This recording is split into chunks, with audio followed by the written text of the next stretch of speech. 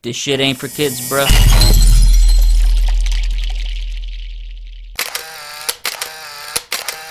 What up, everyone? It's your boy Xmanny87 here, bringing you a G.I. Joe Classified Series video, and what I have for you today is the G.I. Joe Classified Series Snake Eyes action figure review. Before I get into everything, if you could please leave a like rating on the video, it'll help show your support for my channel, and I greatly appreciate it. Now, with that said, oh man, it's finally happened. My wish of a 6-inch G.I. Joe line has finally happened. For you guys that have been following me for however long I've been saying it, you guys know this is my dream line. And for those of you that didn't know, G.I. Joe was actually the first collection I was ever exposed to as a kid from my brother. That was like his baby, is G.I. Joe. So I dedicate this review to my brother because he was the one who influenced me to be a collector, and we just always had fun with our G.I. Joe. So man, this is so awesome with this packaging. I love this whole design here. It's got a sleeve, and I'll take that out. We got the G.I. Joe Classified Series on the back. Now, this whole sleeve design is spot varnished on the main box. You can see just how beautiful this looks. I mean, wow, it looks like it's timber right there on the top. You got the wolf. And on the side here, I think that's Snake Eyes written in Japanese. I'm not sure, but probably is. And you get that same nice spot varnish design throughout. Usually I don't cover packaging in my video, but this is just one of those special occasions that I will. So we got here the lid of the box. I'm just going to slide that off. And what you get in the box is, first of all, it comes out like this. You get that nice design artwork from the box, and it's just a beautiful, beautiful drawing. Wow, I am going to get this framed for real, hang it up somewhere, because this is just absolutely stunning. Then on the very inside of the box, as you can see here, we have our Snake Eyes figure, and he comes with his own accessories. But if you order the deluxe packaging from Hasbropulse, you get the extra accessories. Just taking an all-around look at the packaging, it is beautiful. I love the G.I. Joe Classified Series Snake Eyes label on the bottom. It has this nice silvery foil type of look. You know, you get his accessories. I love this Snake Eyes artwork right here. And you get some more at the top. It's hard to see with the lights, but yeah, you can see that. On the top, it's the number 0 figure of the line. You got the Articulation logo on the top right there. That is so dope.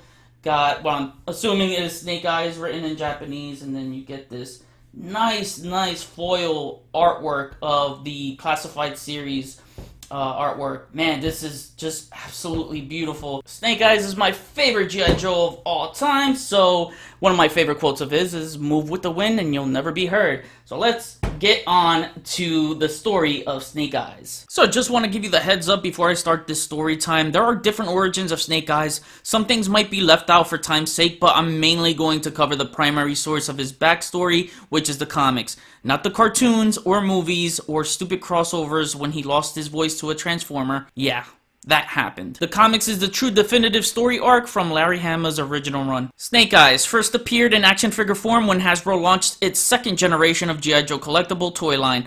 Instead of being in the military colors with the rest of the line, Snake Eyes was issued in all black to save Hasbro on painting cost. In the comics, he first appeared in G.I. Joe number 21 in 1983 under the Marvel Comics banner and was created by Larry Hama. Most of his personal and professional life is locked under classified with no real name, as creator Larry Hama intended to never give him a name so that he can always remain a mystery. The story begins when Snake Eyes, Stalker, and Storm Shadow served together in the Vietnam War. While serving in combat, Snake Eyes always carried a picture of his twin sister in his hat for good luck. During a mission caught under heavy fire fights with a Vietnamese MVA, which resulted in multiple deaths to his squad mates, one of them being Wade Collins, later survives and joins Cobra, becoming Fred 2 of the Fred series Crimson Guardsman. A helicopter arrives to pick up survivors, but the pursuing MVA opens fire, severely injuring Snake Eyes. Disregarding a direct order from Stalker to leave him, Storm Shadow ran through heavy enemy fire to rescue Snake Eyes and bring him aboard safely onto the helicopter. helicopter. After finishing his service at the end of the war, Snake Eyes returned home to devastating news as Colonel Hawk informed him that his family died in a car accident. Snake Eyes left to Japan for some soul searching and trained with Thomas Arashikage, aka the Hardmaster, also uncle of Storm Shadow, and starts training with Storm Shadow's ancestral family known as the Arashikage Ninja Clan. Under the tutelage of Hardmaster, the two trained side by side as sword brothers. Snake Eyes' ability quickly surpassed that of Storm Shadow and animosity grew. During a night class, the Hardmaster expresses his desire for Snake Eyes to lead the Arashikage instead of his nephew Storm Shadow. Snake Eyes rejected the offer. Suddenly an arrow flew across the dojo window, killing Hardmaster. The man who shot the arrow was Zartan, hired by Cobra Commander, ordering the hit was intended for Snake Eyes. However, Zartan stole that arrow from Storm Shadow, framing him in the murder of his uncle. Storm Shadow chased down Zartan but escaped in a helicopter piloted by Firefly. As Storm Shadow is believed to be responsible for the death of his uncle, the Arashikage clan dissolved and Snake Eyes returned to America after the tragedy, where he took up the residence in the High Sierras. Here is where he befriended his wolf named Timber. Hawk found Snake Eyes as he was actively recruiting for G.I. Joe. Shortly thereafter, Snake Eyes first laid his eyes upon the beautifully dangerous Scarlet. Scarlet was training cadets and found this mysterious soldier intriguing. They begin taking deep interest in each other as she comforts him mentally and emotionally through all the tragedies he had been through in his life. Their relationships evolved to such an extent that during a hostage rescue mission, their helicopter engine stalled and the pilots ordered to bail out. Scarlet was trapped and Snake Eyes stayed on to try to save her, but the aviation fuel ignited and a blast of flaming fuel shattered through the canopy, hitting Snake Eyes, engulfing his head in flames,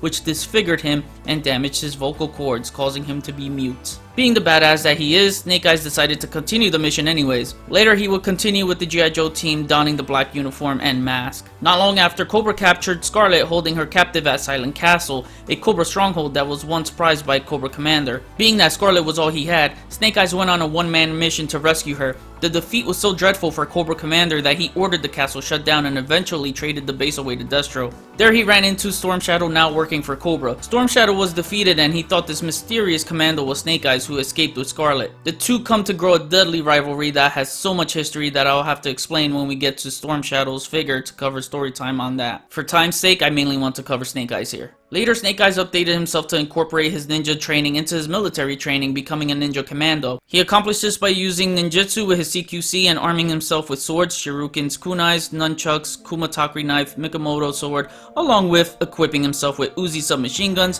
1911 Colt 45 pistols, M67 hand grenades, pen-sized lasers to cut through glass, bolt cutters, snow and climbing gear, bungee cords, lockpicks, and is skilled in NATO weaponry, escape and evasion, infiltration, demolition, survival, and his experience with herbal medicines. As far as abilities go, he has the strength to shatter a rock with his bare hands and headbutt a Cobra officer with extreme force to shatter their reinforced helmets. He can lunge long distances without any aided equipment. His speed is uncanny, being able to blitz his opposition, striking before a trigger is pulled even with a leg injury, as well as dodging bullets and run faster than a motorcycle to catch the driver. He can disappear in plain sight. Kaiki Sense makes it possible for Snake Eyes to read energy to see if someone is hostile. He can control his own blood flow as he is able to fake his own death with a mastery called the Sleeping Phoenix technique. Psychologically, he is impervious to mind control as he was trained by the Arashikage to control his mind as his body. Being the remarkable marksman that he is, he possesses extreme precision with the ability to throw any object with deadly accuracy. He rarely misses and knows how to use his firearms even if he ran out of bullets. Snake Eyes has an indomitable will and can finish any mission regardless of his physical condition, being known to accomplish tasks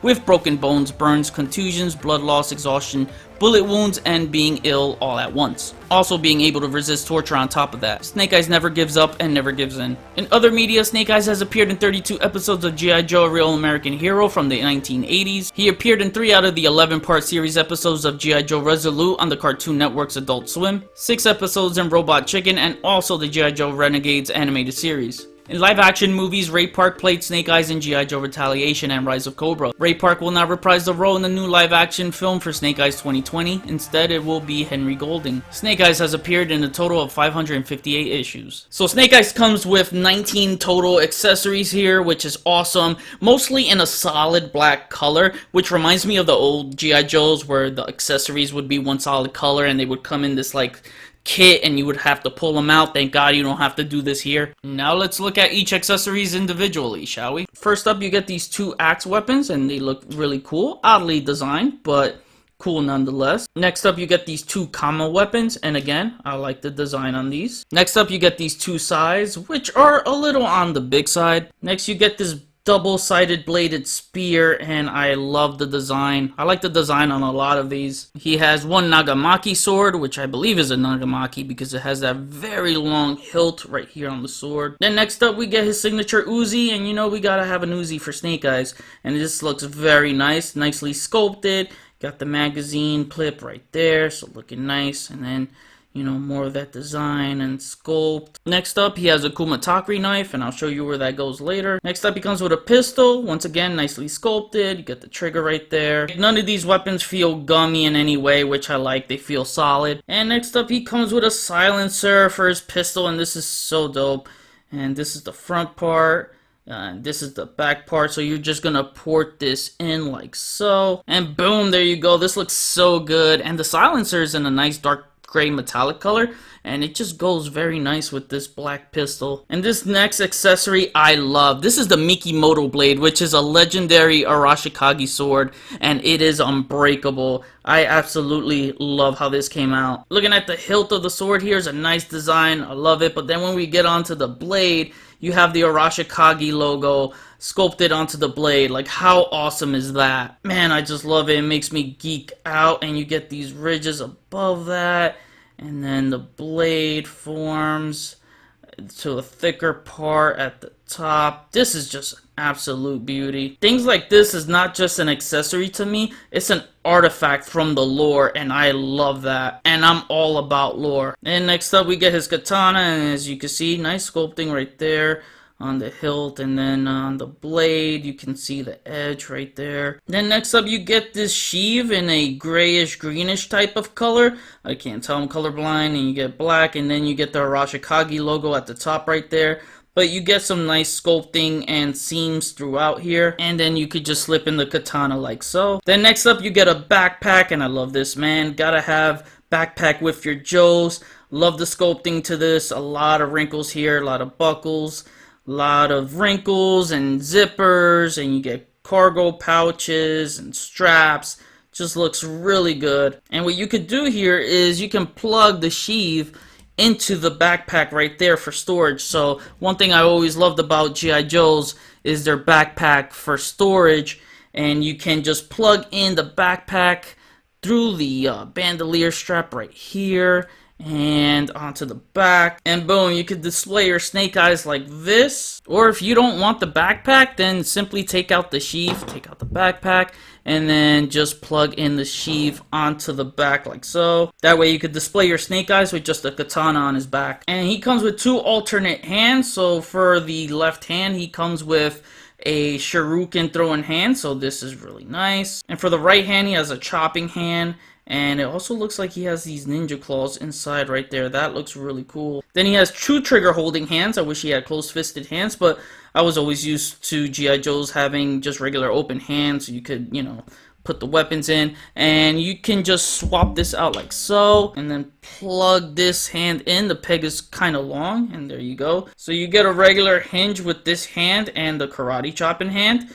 With the trigger hands, they are that up and down type of movement. Lastly, he has this beautiful base, and it has this nice sculpting of these two ninja-like demon characters, and it's just beautiful all around. On the bottom of both sides here, you get this nicely sculpted wolf, and it looks very nice. This is a very thick base. It's not heavy, but very, very sturdy. And then on the other side, you get more of that beautiful design, and then you get these nice letters in Japanese writing. Then you get these pegs right here to store the weapons, and I love this. And this is how the base looks with all the accessories on it, and it looks absolutely amazing. And I'm gonna rotate this around just so that you see how it looks, and it might fall off as I'm rotating it, but again, just want to give you a nice 360 look. It's just so freaking amazing. Now taking a close look at the head sculpt. Oh my God, this is phenomenal. You get his iconic visor in a nice metallic silver. And I also like the sculpting to this as well. Also, you get these nice features with the two tones of a matte finish in the middle. And then you get a glossy jet black on the sides right here. Just looking at this is so good. I love this mask. You get like 4 gaps in there, which, you know, he needs to breathe. Then you get more of the thicker armored plating on the jawline. And just overall, a beautiful, beautiful head sculpt. One thing I love is that this head is on a neck hinge. On top of that, you get a ball jointed neck, so you can rock it around and pivot it so you could get the most range out of your head movement. And you can also see the seam sculpted on the side of the neck, which is really good. Looking at the rest of the body, again, you get those nice 2 tones of a black matte finish and a glossy black on certain parts of the bodies, like the shoulders and the arms and a little bit of the torso area as well. And you get this nice bandolier with a cargo pouch right there and 3 grenades painted in black. And looking at it all around, you get nice texturing throughout. It is removable, so I could just move his arm up, slide it up, and then underneath that we get a nice gray harness with some silver rings right there, and it's sporting the Arashikage logo in the top middle, painted in a nice red and black color. And one thing I love about this, man, he has the freaking butterfly shoulder joints.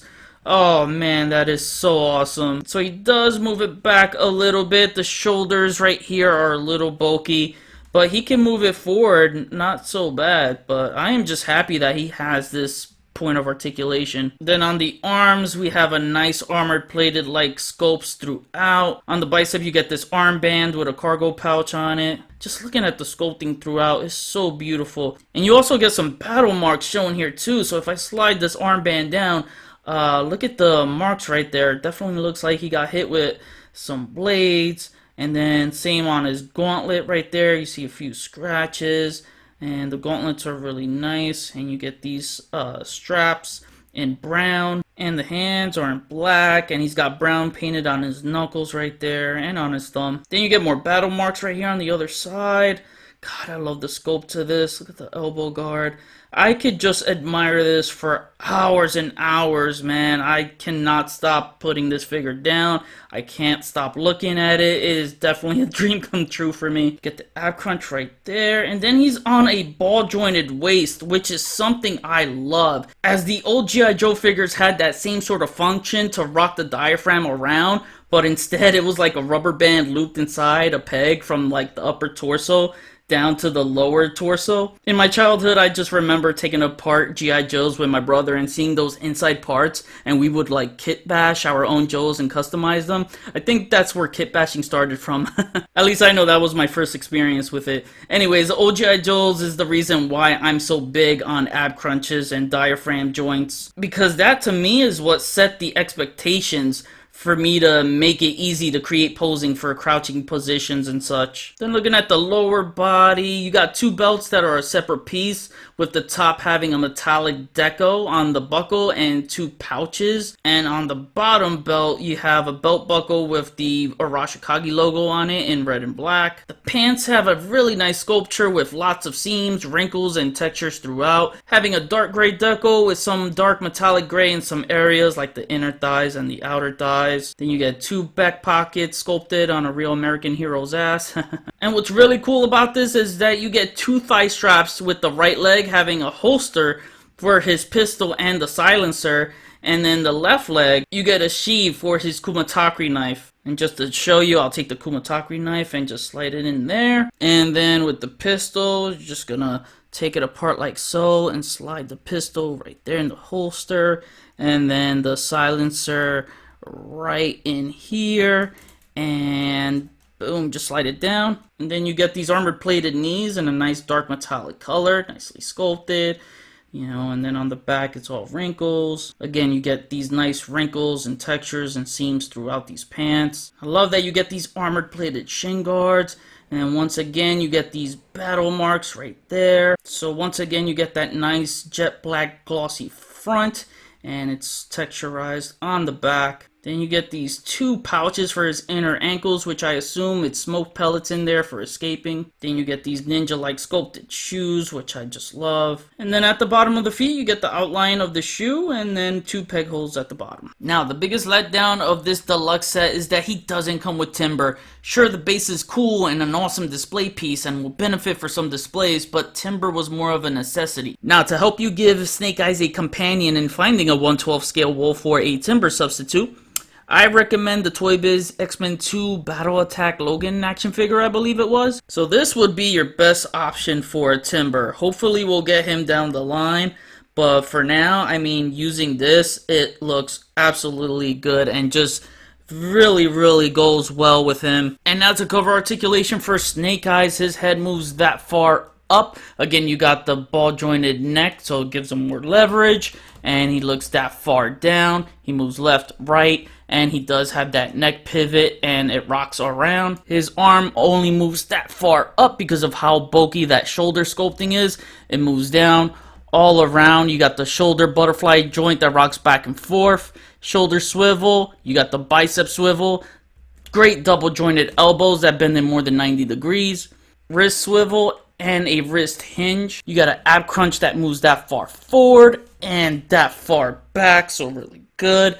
And then remember, you got the ball jointed waist, so you can even get more down and more back, so you could do a really good bat flip. And it swivels, pivots, and rocks around. Now with the legs, I'm so happy that he has a drop down thigh selection, and this will definitely help when it comes to really high kicks or, you know, moving it far back. His legs move that far apart so he can get a full split. That is super important. His legs move that far up and that far back, full frontward split right there, so that's super important for agile characters like this. He rocks around at the leg. You got a thigh swivel, double jointed knees, and boom, yes, heel to the Snake Eyes butt. He has the boot swivel, ankles move that far up, it moves that far down really good, and it rocks all around. Now finally, the comparison I've been waiting for is Snake Eyes next to Marvel Legends. Here he is next to the Marvel Now Cap and 80 Years Classic Cap. This looks good to me. Being that Snake Eyes is my height at 5'9",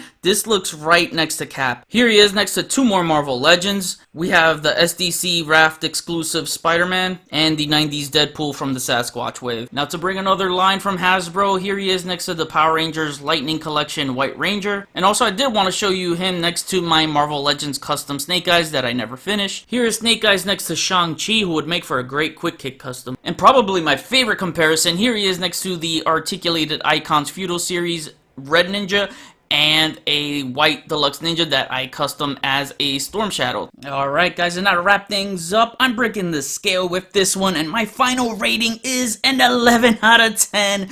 Beyond total awesomeness. I think this is the highest rating I've ever given any figure. The articulation is phenomenal, being almost import-like, like in SH Figuarts. Same that I said about articulation, the paint and sculpt is again phenomenal here. It beats any Marvel Legends I have touched this year by far. Just a great mixture of those two-tone black colored finishes of matte and glossy to highlight the features on the body to stand out. The details they've put on this figure is insane, as my eyes stayed glued to following every single bit of detail they put on this. Accessories galore here, as they treated this like a G.I. Joe, as they were always known for having the best accessories back in the day. More importantly, they added storage for a lot of these weapons to store in the figure itself. Nice to see alt hands for Joe's. I know I said earlier that I'm cool with him not coming with any closed fists, as Joe's always had opened hands, but don't get it twisted. I don't want Hasbro settling there, as I always want any toy manufacturer to always step up their game and always strive to make things better, giving us the most out of every dollar in our pockets. This figure is what I call a 5-tool figure, as it has paint, sculpt, articulation, details, and accessories. This line has so much potential and already have high expectations with what they will offer, and not just these figures or accessories, but vehicles too. I don't know how far this line will go, but all I know is that I'm all in. I love this figure so much so that it is already my favorite figure of the year, and might end up being that once this year is over. Not just that, this is already one of my favorite figures I've ever owned in my entire life. I couldn't stop photographing this guy. This was the most fun I had photographing. My dream line of a 6-inch highly articulated G.I. Joe line has finally come true and is in my hands. This is truly the greatest time to be a collector. So now I kick it back to you guys. What do you guys think of this figure? Who would you love to see next? Maybe a Deluxe Storm Shadow to rival this Deluxe Snake Eyes? I'd love that. A Baroness, my boy Cobra Commander, and a Firefly just cause he's always blowing shit up, so some cool ass explosion effects would be insane. Let me know, comment below. That was my review. Please drop a like rating on the video, comment, we'll chat about it. Follow me on Instagram if you haven't already, link is in the description below. Get your 6-inch G.I. Joe Classified Series figures at Big Bad Toy Store, link is in the description below. Check out my website xmanny87.com to view my photo gallery. Hit the notification bell so you always know when my videos are up. Share and subscribe if you're new. Enjoy the pics at the end of the video. See you on the next review. Peace, peace.